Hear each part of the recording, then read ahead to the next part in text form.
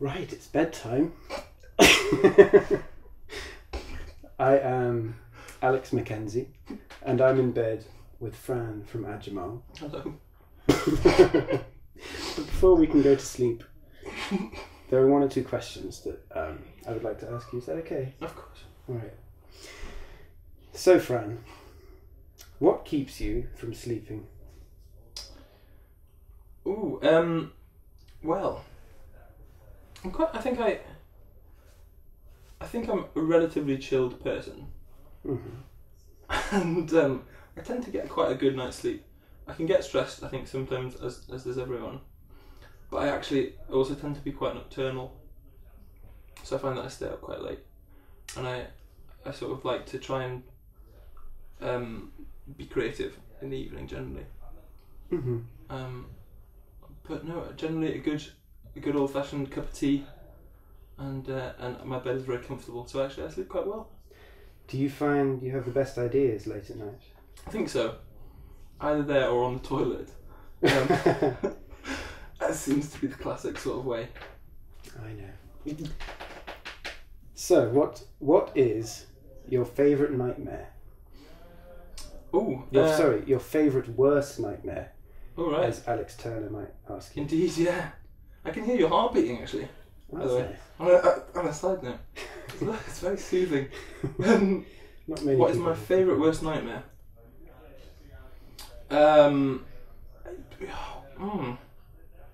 You know, actually, oddly enough, I don't remember many dreams. Oh, I had one, a really odd one, a while ago. Which, yeah, I can't really give the full details of, I'm afraid, publicly. But it was, I don't tend to get too many nightmares, and I don't tend to dream, or at least remember my dreams all that often, so unfortunately a boring answer there as well. You'd rather stay awake as long as possible. Just party the night through. Yeah. Can you not tell from my music that's what I do, just stay up all night and rave? Is there any nightmare you remember particularly? Apart from this really vivid one that I can't go into really detail about, not to be particularly mysterious, but no, actually I don't think, off the top of my head, I can't remember any. I'll tell you if I have one tomorrow. Okay. So, next question. What would be your favourite place to sleep? So I'm a big fan of sleeping in like open environments. I used to live in Edinburgh, and we had like roof access onto the flat, and I slept on the roof once, and it had a sort of sheer drop off either side. So my flatmate, who was one of my flatmates, who was a real worrier, came up at 2 o'clock in the morning and begged me to come down, and I was perfectly comfortable, and it was perfectly safe, except for the fact that there was a sheer drop. But I think open spaces are like where you can see the stars. I quite like that as well. Nice. Yeah. Is that one of those Newtown houses? It was in Old Town, actually. All right. It was in sort of student area Marchmont, where sort of every Edinburgh student has lived. Yeah. It was really lovely. Good flat. How romantic. It was. With it a was capital indeed. R. It was very much with a capital R, with a double capital R. Romantic. Romantic. Well, okay, moving on. What is the strangest thing that ever happened to you at night? Oh. The strangest thing that ever happened to me at night. That's another question. Okay. So I've worked quite a lot of night shifts in my time, and those can often involve, so sort of particularly in A&E, can involve kind of embarrassing situations.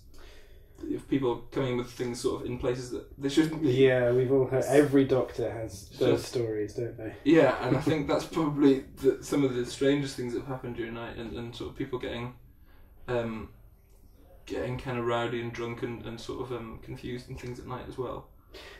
Yeah, not many people might know that you are actually a qualified medical practitioner. That's true, yeah. And hasn't he done well? Thanks, Papa Bear. So yeah, what tell us about a strange thing that you encountered at night in hospital. Well, the hospital at night is a strange place because it's kind of like very skeletal, minimal staff. So you're down to a really like core team, and sometimes it can be really chilled and really peaceful, and sometimes it can be totally insane, and you're just sort of running every which way. And other times people who get confused in hospital tend to get confused at night. So often you're kind of running around trying to stop people climbing out of beds and punching nurses and climbing out of windows and sort of and throwing different sort of things at each other. But night shifts are quite nice as well. It's difficult to sleep after them actually, because you always wake up in the morning and everyone's coming to work and you're leaving and you think, I've got the whole day ahead, and actually by about 1 o'clock you're sort of dead on your feet. It's difficult to get a good day's sleep when you're on night shift. Yeah, it's meant to be really bad for your health as well. They did some studies. Yeah. So I heard. Yes. That showed that long-term late work, night shifts, whatever, aren't very good for you at all. Apparently in a lot of ways, yeah.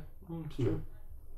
Fact. Fact. I haven't read the studies, but I believe it's a fact.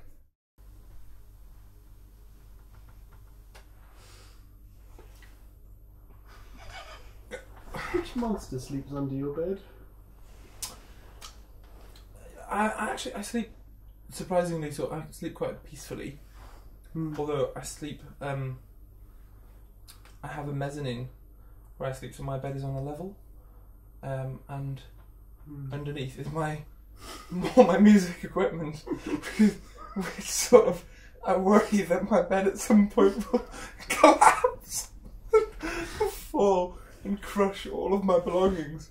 Oh dear. So it hasn't as yet, but and actually I think it's quite sturdy, but that is always the concern, that it might destroy all of my prized things. So I suppose that fear is the monster that sleeps in my bed in a way. Darling, I feel so safe. Okay. Thank you. Good night. Good night. Such wonderful answers.